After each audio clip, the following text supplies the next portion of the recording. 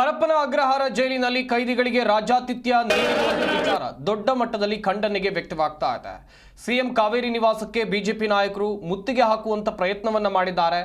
ರಾಜ್ಯಾತಿಥ್ಯಕ್ಕೆ ಸರ್ಕಾರದ ಸಹಕಾರ ಇದೆ ಅಂತ ಬಿಜೆಪಿಯವರು ಹೇಳ್ತಾ ಇದ್ದಾರೆ.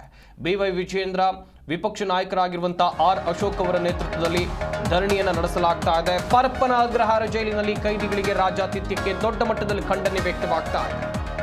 ಸಿಎಂ ಕಾವೇರಿ ನಿವಾಸಕ್ಕೆ ಬಿಜೆಪಿ ನಾಯಕರು ಮುತ್ತಿಗೆ ಹಾಕುವಂತ ಪ್ರಯತ್ನವನ್ನ ಮಾಡಿದ್ದಾರೆ. ರಾಜ್ಯಾತಿಥ್ಯಕ್ಕೆ ಸರ್ಕಾರದ ಸಹಕಾರ ಇದೆ ಅಂತೇಳಿ ಬಿಜೆಪಿ ನಾಯಕರು ದೊಡ್ಡ ಆರೋಪವನ್ನ ಮಾಡ್ತಾ ಇದ್ದಾರೆ. ಗಮನಿಸ್ತಾ ಇರಬಹುದು ದೃಶ್ಯಾವಳಿಗಳಲ್ಲೂ ಕೂಡ ಭದ್ರತೆಯನ್ನು ಹೆಚ್ಚುಗೊಳಿಸಲಾಗಿದೆ. ಇತ್ತ ಬಿಜೆಪಿ ನಾಯಕರು ಸಿಎಂ ಕಾವೇರಿ ನಿವಾಸದ ಮುಂಭಾಗದಲ್ಲಿದ್ದಾರೆ. ಬಿಜೆಪಿ ರಾಜ್ಯಾಧ್ಯಕ್ಷರಾಗಿರುವಂತಹ ಬಿವೈ ವಿಜಯೇಂದ್ರ, ವಿರೋಧ ಪಕ್ಷದ ನಾಯಕರಾಗಿರುವಂತಹ ಆರ್ ಅಶೋಕ್ ಅವರ ನೇತೃತ್ವದಲ್ಲಿ ಧರಣಿಯನ್ನು ನಡೆಸಲಾಗ್ತಾ ಇದೆ.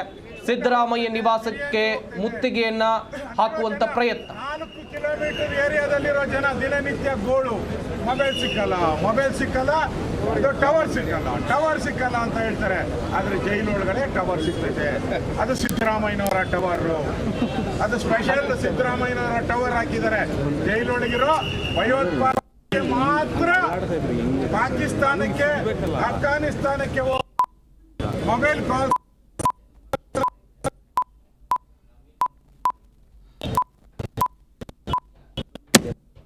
ಡಿ ಕೆ ಶಿವಕುಮಾರ್ ಬ್ರದರ್ಸ್ ಈ ಸರ್ಕಾರ ಮಾಡ್ತಾ ಇದೆ.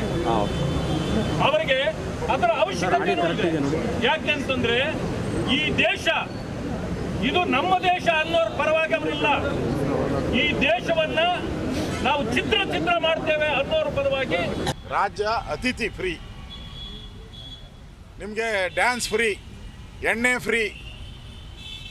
ಸರ್ಕಾರನೇ ಹೇಳಿಬಿಟ್ಟೈತೆ. ಎಣ್ಣೆ ನಿಮ್ಮದು, ಮಾಂಸ ನಮ್ಮದು ಅಂತ ಹೇಳಿದ್ರಕ್ಕೂ ಇಲ್ಲ, ಮಾಂಸ ನಿಮ್ಮದು, ಎಣ್ಣೆ ನಮ್ಮದು ಅಂತ. ಆ ರೀತಿ ಸರ್ಕಾರ ನಾಚಿಕೆ ಆಗಬೇಕು. ಈ ಯಾವ ರಾಜ್ಯದಲ್ಲೂ, ಬಿಹಾರದಲ್ಲೂ ಈ ಥರದ ಜೈಲುಗಳನ್ನು ನಾವು ನೋಡೋಕ್ಕಾಗಲ್ಲ. ಅಷ್ಟು ವರ್ಸ್ಟ್. ಇಷ್ಟೊಂದು ಹಣ ಖರ್ಚು ಮಾಡಿ ಕೇಳಿದ್ರೆ ವರದಿ, ಮುಖ್ಯಮಂತ್ರಿ ಹೇಳ್ತಾರೆ, ಗೃಹ ಸಚಿವ ವರದಿ ತರಿಸ್ಕೊತೀನಿ. 2.5 ವರ್ಷದಿಂದ ಏನು ಕತ್ತೆ ಕಾಯ್ತಾ ಇದ್ದೀರಾ? ಅವಾಗ ವರದಿ ಬಂದಿರಲ್ವಾ? ನಿಮ್ಮ ಇಂಟೆಲಿಜೆನ್ಸಿ ಹೇಳಿರಲ್ವಾ ನಿಮಗೆ? ನಿಮ್ಮ ಜೈಲು ಅಧಿಕಾರಿಗಳು ಏನು ಮಾಡ್ತಾಯಿದ್ರು?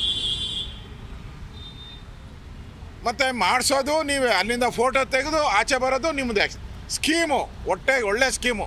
2 ಗ್ಯಾಂಗ್ ಐತೆ ಅಲ್ಲಿ. ಜೈಲಲ್ಲೇ 2 ಪಾರ್ಟಿ.